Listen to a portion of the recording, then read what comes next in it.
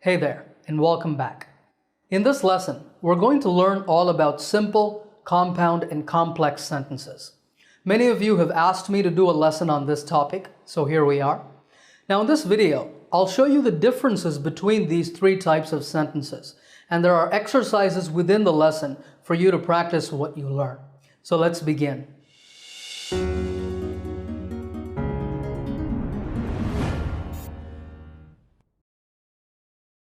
So what is a simple sentence?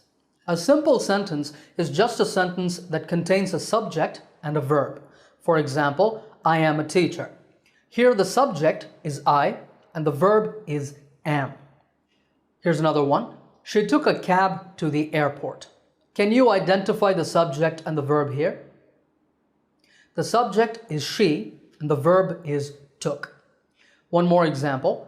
We're having pizza for dinner tonight. In this sentence, the subject is we, and the verb is actually the phrase are having. It has two words. First, the auxiliary or the helping verb are, and then the main verb having. But still, are having is a phrase that acts as a single verb. So in all of these sentences, you see that they have a subject and a verb, so these are simple sentences.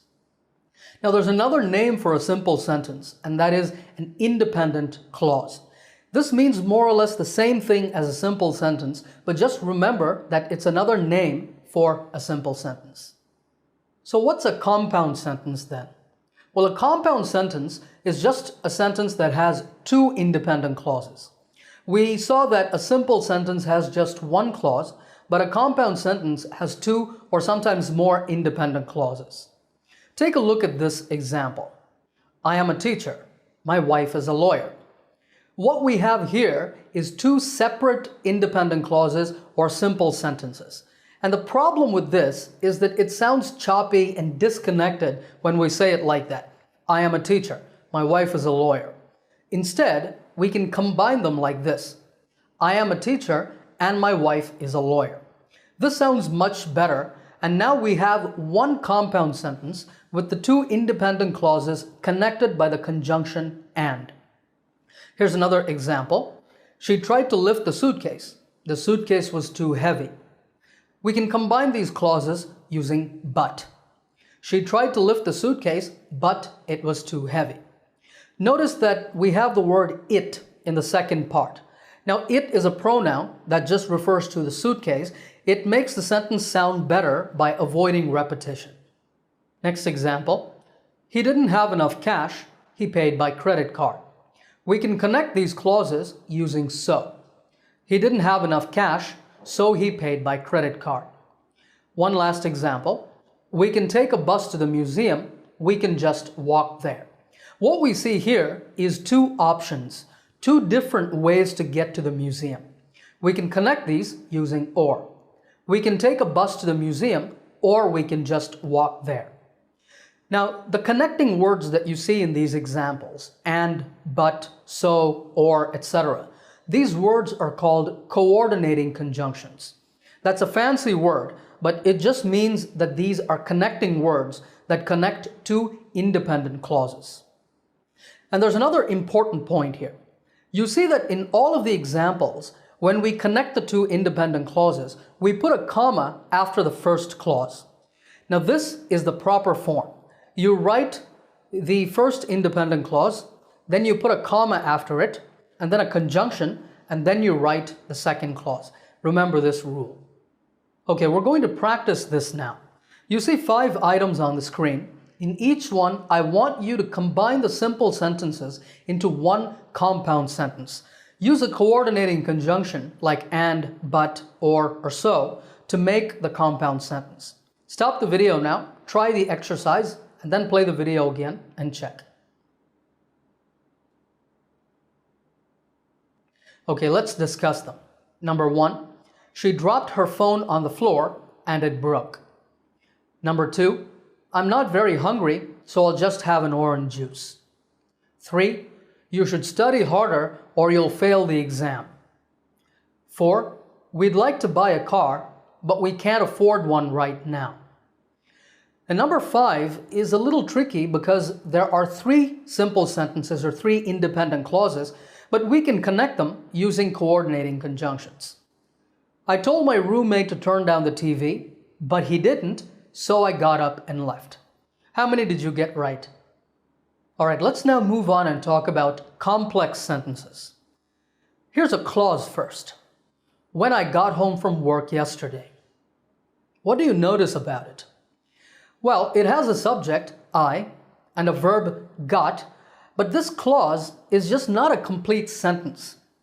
And that's because if I say to you, when I got home from work yesterday, you will ask, okay, what happened? What did you do? So you see, this thought is not complete. So this is not an independent clause. This type of clause is called a dependent clause.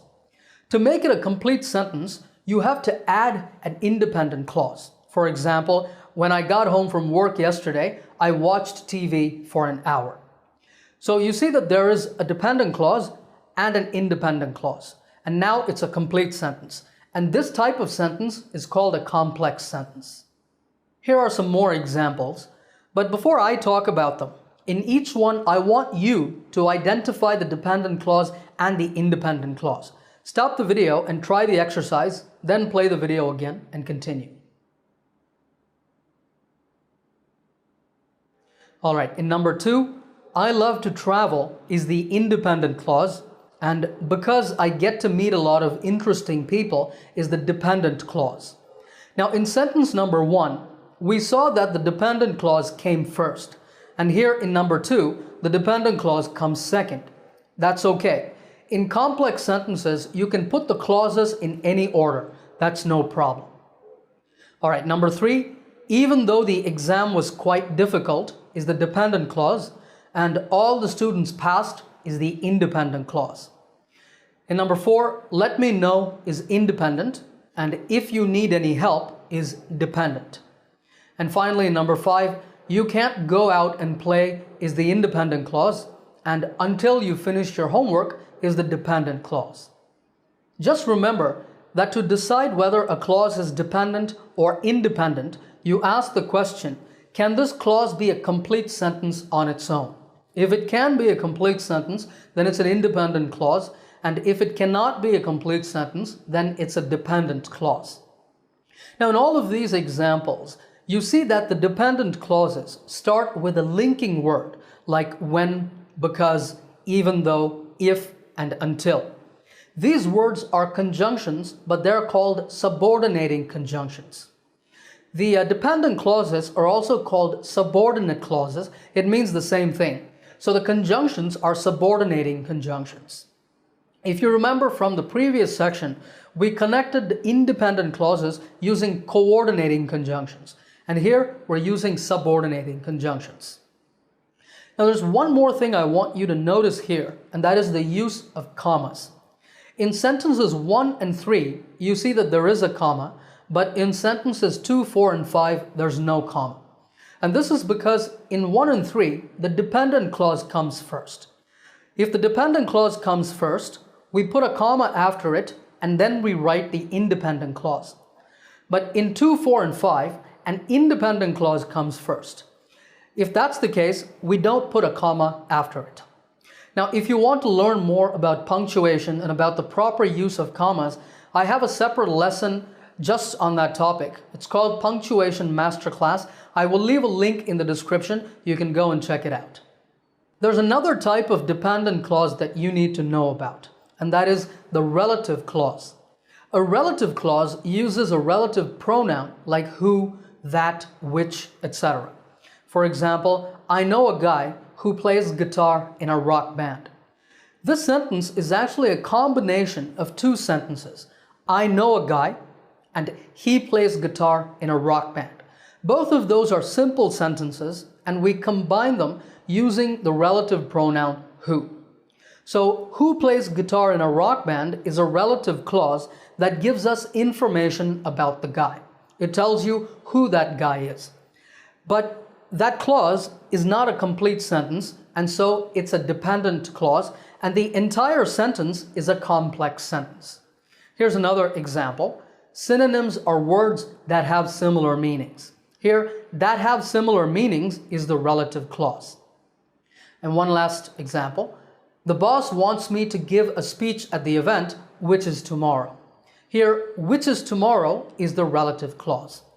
Now, I'm not going to go into detail on relative clauses here because they're a big topic and we'll have to explore them in a different lesson. But for now, just remember that relative clauses can also be part of a complex sentence. Okay, I have another exercise for you. You see 6 items on the screen. In each one, I want you to combine the simple sentences into one complex sentence. Use the word in the parentheses to do this. Stop the video now, try the exercise, then play the video again and continue.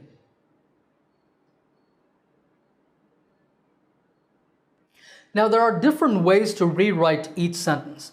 I'll give you my answers. Here's how I wrote the first one. People eat a lot of fast food nowadays, even though they know it's bad for their health. Number 2, you can't borrow any books from the library unless you have a membership. Number 3, she couldn't log into her Gmail account because she had forgotten her password. 4, Harvey was a vegetarian until he married Susie. Now, this sentence is much shorter than the original 2 sentences, but it has the same meaning. Number 5, the man who lives in that house is a millionaire. And finally, number 6, children shouldn't be allowed to play video games that contain violence. Were your answers the same as mine? Let me know in the comments. Before we close this lesson, I want to tell you about one more type of sentence, the compound complex sentence.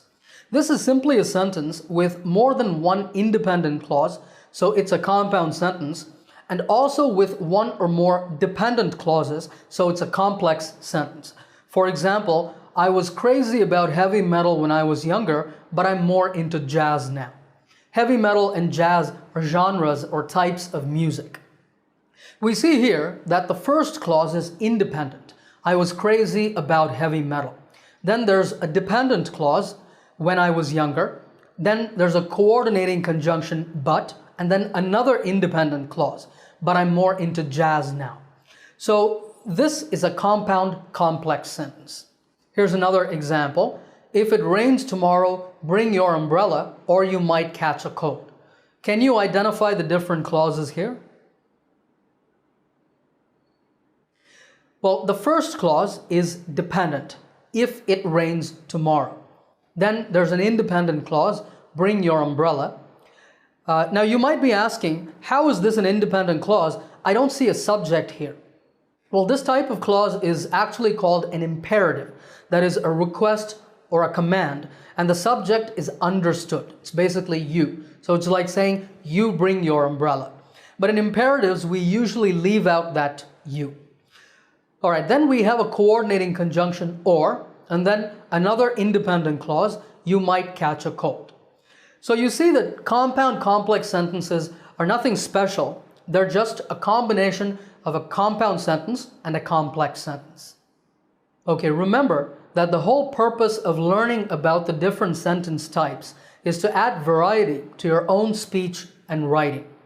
Whenever you speak, and especially whenever you write, whether it's emails, essays, reports, stories, whatever it is, pay attention to the sentence types that you use. Make sure to choose the best kind of sentence that expresses your message and helps your writing to flow smoothly. All right, if you like this lesson, give it a thumbs up by hitting the like button. Also, remember to subscribe by clicking the subscribe button to get my latest lessons right here on YouTube. Happy learning, and I will see you in another lesson soon.